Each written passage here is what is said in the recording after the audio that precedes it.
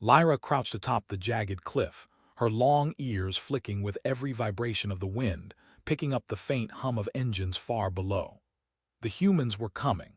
She had been trained for this, drilled into perfection by her people, yet as she fiddled with the metallic box in her hands, her fingers slipped, sending a series of shrill, discordant beeps into the empty air.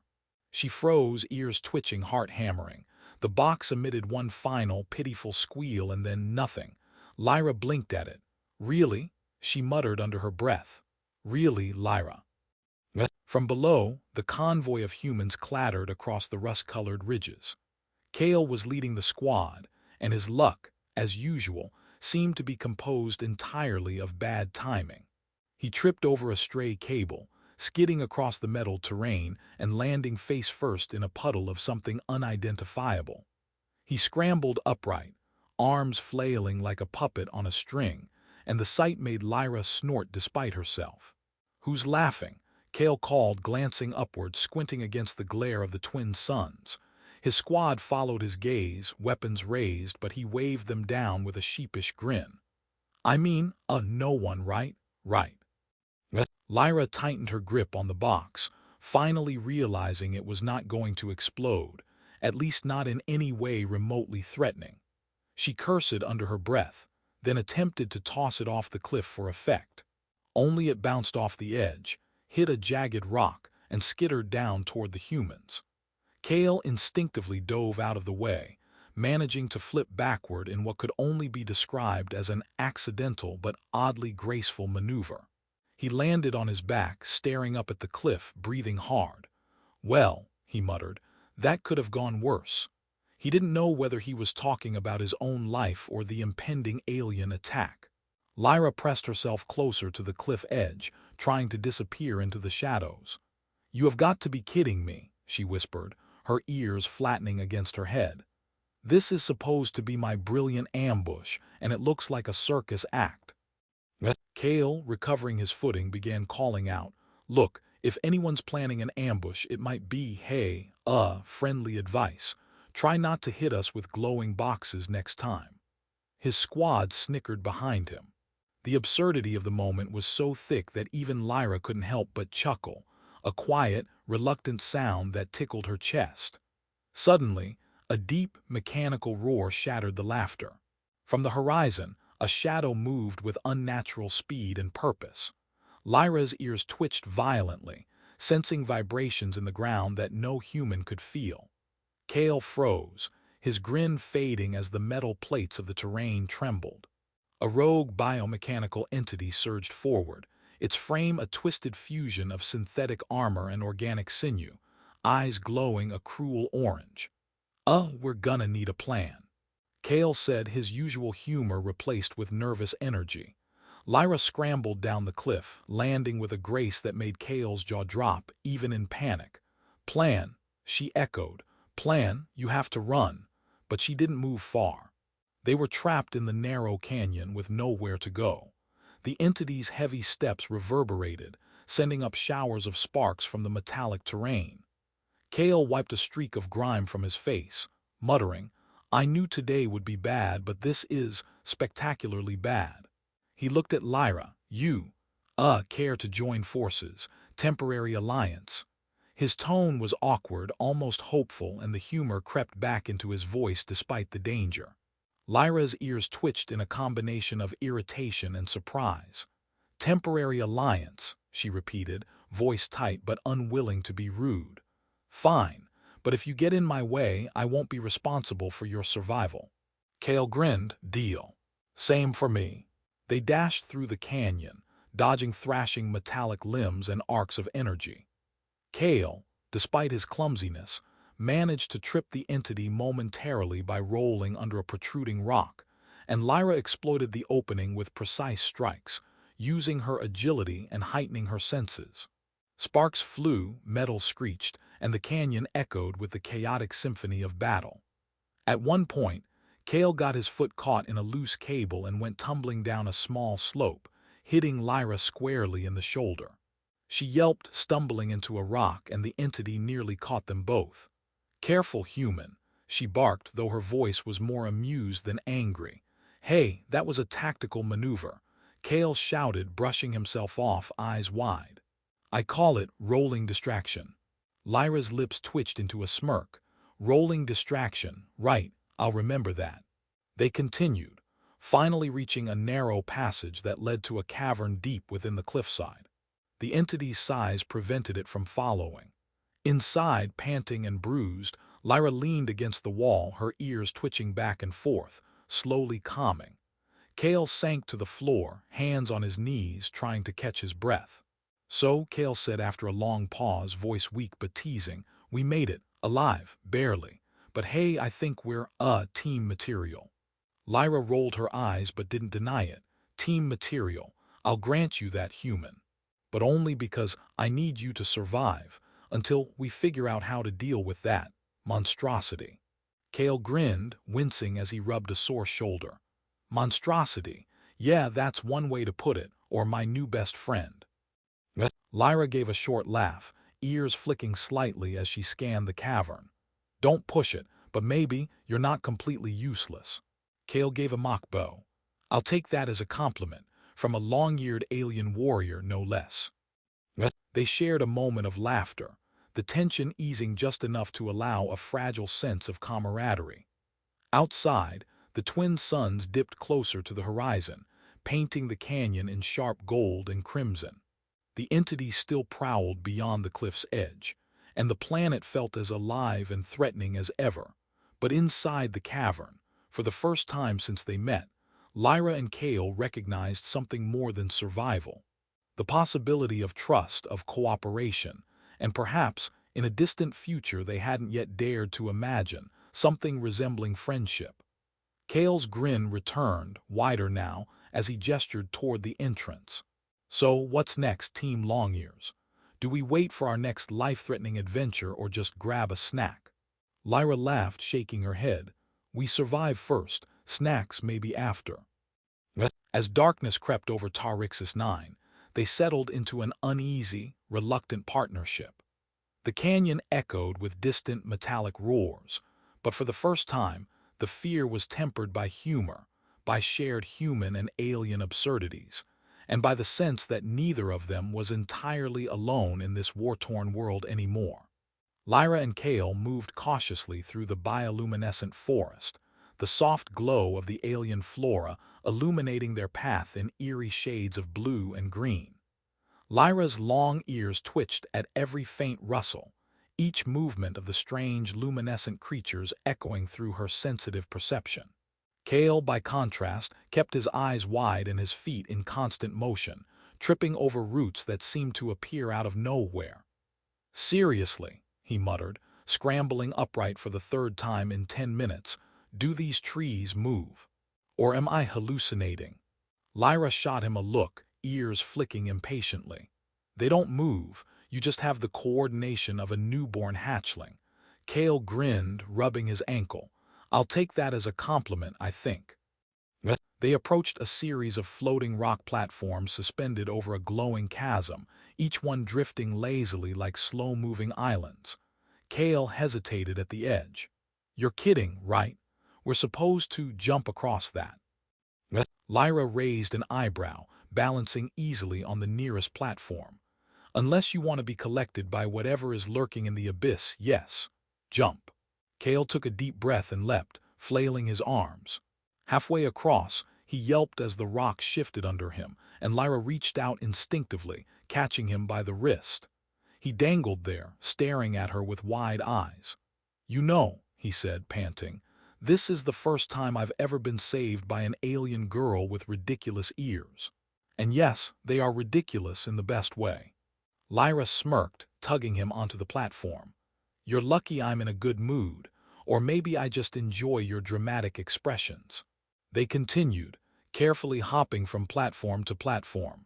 At the far end, the ground opened into a sprawling cavern filled with the skeletal remains of ancient technology, remnants of a civilization that had vanished millennia ago.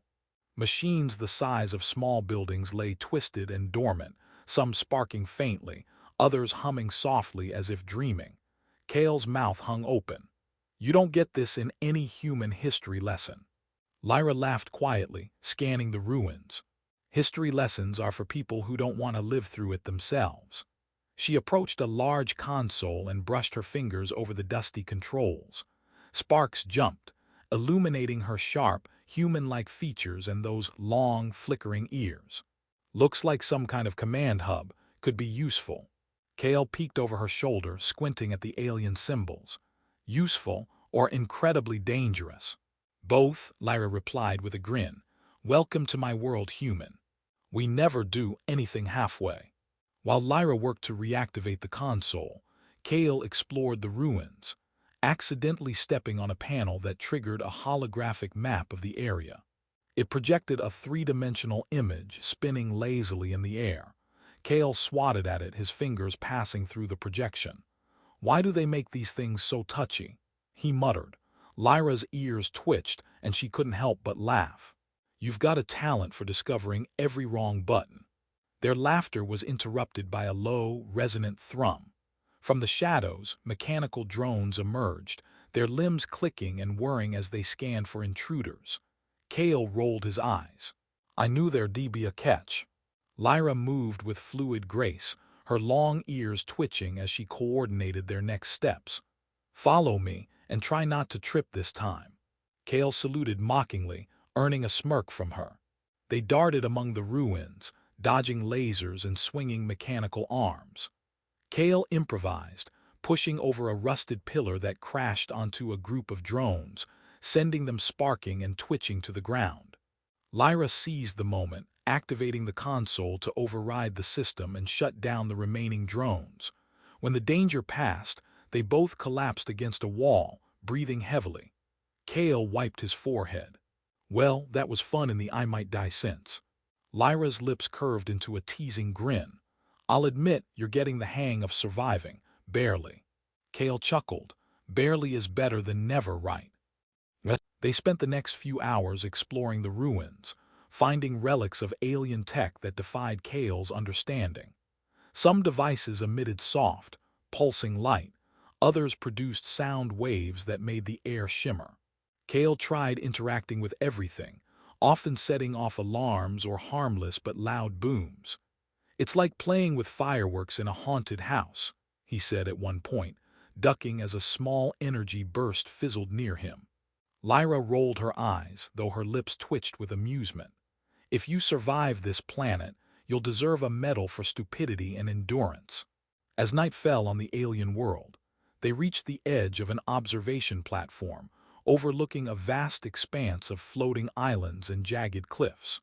The twin moons rose, casting pale light over the landscape. Kale leaned on the railing, visibly exhausted but strangely exhilarated. You know, he said, glancing at Lyra, I never thought I'd admit this, but this is kind of beautiful. Even if I almost died about 12 times.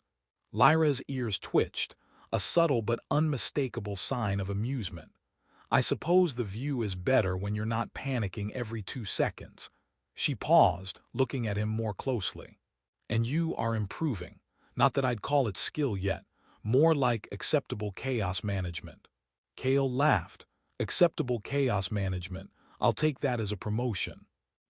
The night was quiet, save for the hum of alien machines and the distant calls of nocturnal creatures. In the silence, they shared fragments of their lives, their fears, and their unexpected curiosities about each other's worlds. Kale spoke of human settlements, of rigid hierarchies and the absurdity of bureaucratic orders. Lyra talked of her people's traditions, their intricate rituals, and the loneliness of being constantly on duty, always alert, always responsible. Despite the tension that had defined their first encounter, humor and small confessions began to build a bridge between them. Kale tried to make light of it, pretending to mimic Lyra's sharp ear twitches. Do I get bonus points for natural talent? He asked, his voice teasing. Lyra laughed, the sound bright against the alien darkness. You're lucky I'm too tired to punish you for that. They settled near a faintly glowing pool, exhaustion forcing them to rest, though their minds remained alert. The forest around them seemed alive, the bioluminescent plants pulsing softly in response to their presence, or perhaps simply indifferent. They watched the alien moons drift across the sky, both aware that tomorrow would demand even more cooperation and ingenuity. But for the first time, the fear of the unknown was tempered with something lighter, a growing bond, strengthened by shared laughter, shared mistakes, and the beginning of mutual respect. As Kale leaned back, eyes on the stars, he murmured, "You know, Lyra, maybe we're better as a team than I thought." Lyra's ears twitched, a faint smirk crossing her lips. "Better than you imagined, human. Don't get used to it." Kale grinned, closing his eyes.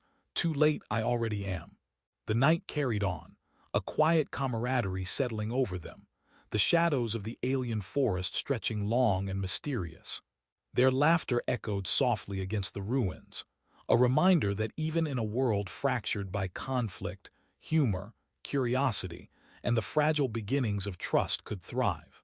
The air trembled with the low hum of the planet's core as Lyra and Kale approached the central energy conduit, the source of the rogue biomechanical entity's sudden resurgence.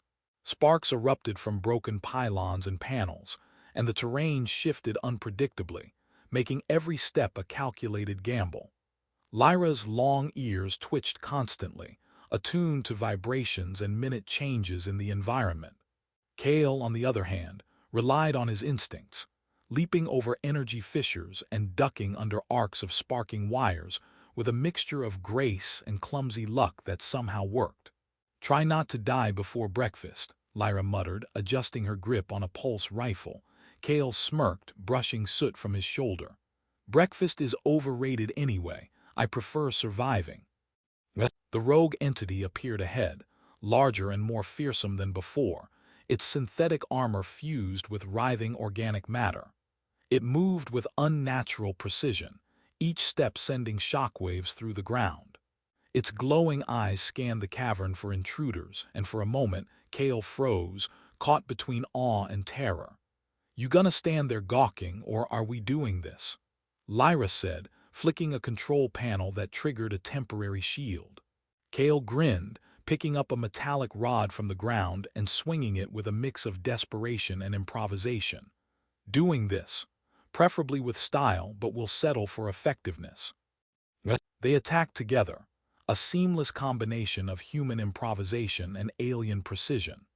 Lyra's movements were fluid and elegant, her ears flicking to detect the entity's weak points, while Kale improvised traps and diversions, occasionally shouting quips that earned a rare smirk from her. At one point, Kale activated a drone defense mechanism accidentally, only to have it start spinning in circles like a confused mechanical dancer. Lyra ducked a sweep of the entity's metallic arm and muttered, "Really? You call that help?" "It's morale boosting," Kale shot back, leaping over a sparking conduit, "and also distraction." Through a series of coordinated maneuvers, they managed to destabilize the entity's armor plating, exposing the core energy nexus within. Lyra's pulse rifle flared, precise and deadly, while Kale improvised a makeshift magnetic harpoon to hold the core in place. Sparks flew, and the cavern shook violently. They laughed and shouted over the chaos, trading jokes even as the entity writhed, trying to escape. Finally, with a combination of skill and sheer persistence, the entity collapsed, its mechanical limbs folding in on themselves as the core sputtered and went dark. Silence fell, broken only by their ragged breathing and the distant hum of the planet settling back into equilibrium. Kale slumped against a wall, grinning at Lyra. "Well, that was exhilarating in a we might actually die sort of way."